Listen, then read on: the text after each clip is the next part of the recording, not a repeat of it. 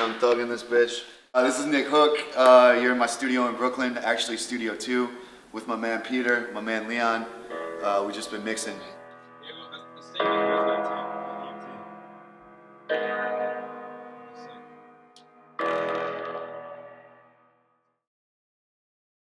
Just rolling to the Polish bakery. People are coming after me because they like my music and my productions and stuff. So if you want to do what I do, it's destroy things and experiment and use outboard gear. And first off, it's like try to make a rapport with someone I work with. But I also need to take in consideration it's like their dream. The thing about mixing is they spent 6 months working on this music and then we've never heard it. So they hold a lot personal. But I found the more that my career gets better, the more people want to listen to what I have to say.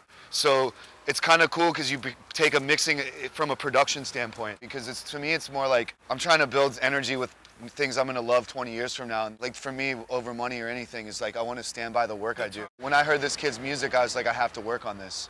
And we've had a really good time and he's let us experiment and go far. I love setting up the tracks and seeing what's what and then how would I approach this, you know, and taking some time to experiment versus really getting to it. 7 and 8 is going to be like the background piano. It's not just like, oh, here's a bunch of tracks, like start making it sound good, it's connecting with it and moving forward. Faut choisir entre la paix ou la justice, ou la vengeance des petits-fils. Facteur exponentiel, cherchez le signe providentiel. Bord des états-majors. Okay, that's the lead vocal. Yeah, we're gonna bang this one out. Works. Through the compressor? Yeah. Yeah, that's what I wanted to do. I mean, just solo anything.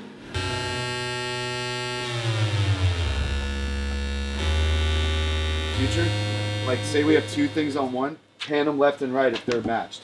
Yeah, because if you look at mixing, it's only volume, panning, EQ, and effects. It's really, if you boil it down to the basics, it's really fucking simple. When you look at classic records, there's space and everything has a place. Exactly. And I maybe should start rapping, like Pac Jam or some shit. We're not gonna listen to the rough mixes so we can make our own interpretation. And then when he writes us back and says, make it sound like the demo, we don't get mad at him. And so it's like it's a perfect deal. Because then he's like, oh, cool, they'll do whatever I want. I think when you do this analog process, you're taking feel over technique. I've spent time studying technique and I think I have a grasp of it in the way I want it, but I'll always take feel over technique. That's more important for me. It's interesting because we always talk about like LA2A or any of these classic compressors they were made for the radio. Right. And some dude was like, fuck that, let's use it for music. Yeah. And they broke the rules and there were no presets. So it was I always think back like, oh, it's just a dude doing like this and like you guys were like, that's sick. Yeah. All right, cool. That's good. Word. That was fun. Everything's panned right. Look at the master. I'm retarded.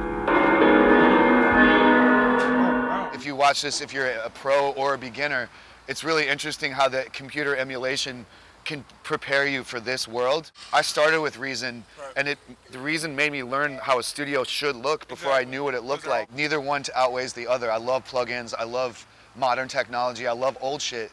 And the bridge between them is like my fascination. The computer makes us work fast and copy and paste, but when I spit everything out on the board and I don't look at the screen, I'm feeling things. And we put an API mod in the board, and to me, I could feel the scope of the music versus like the narrowness of a computer. It's funny because this is the first project me and Leon have mixed together on the board. And also, I use the same mastering guy for 10 years. Go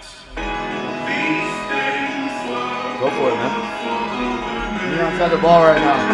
I'm about to send the pick. Peter, box out. And he's a pro at that. I'm not a masterer. So he takes it to another dimension and I've learned how to leave it right there for him. He believes in my success and certain tracks he's like, yo, add a sub under this, not mastering, songwriting shit. And he's my teammate. I've learned to build like a squad. Like, you know, you see Peter the intern that's still in high school, like, but just for him to start immersing himself, and Leon was like that with me, and like everyone graduates. I love that because people pass this down to me. Yeah, well, that's the real move. Yeah. And they want to bring us to Africa to do the album. Us in Africa. I've been Leon at one point in my career. I've been Peter at one point in my career, and now I've learned and done, you know, some successful things. And I think we're doing like my little corner of the world. We're doing something different, and it's because we love it. And like we're not. It's about the art, and you know the money comes with the art if you do it right. It's like Dre says on Kendrick, like anyone can get it, but can you keep it? Yeah. And I've been doing this every day for 12 years, so I feel like so far I'm keeping it, but I want to keep keeping it. You know. Let's get a cookie. Yeah. Yo, this is Nick Hook. This way's my homies. That way's my city. Shout out Scratch DJ Academy. Thanks for coming through. Get the fuck out of here! Les chèvres deviennent carnivores aux abords des états-majors, au ministère des impondérables, pour instaurer une paix durable. Faut choisir entre la paix ou la justice, ou la vengeance des petits-fils.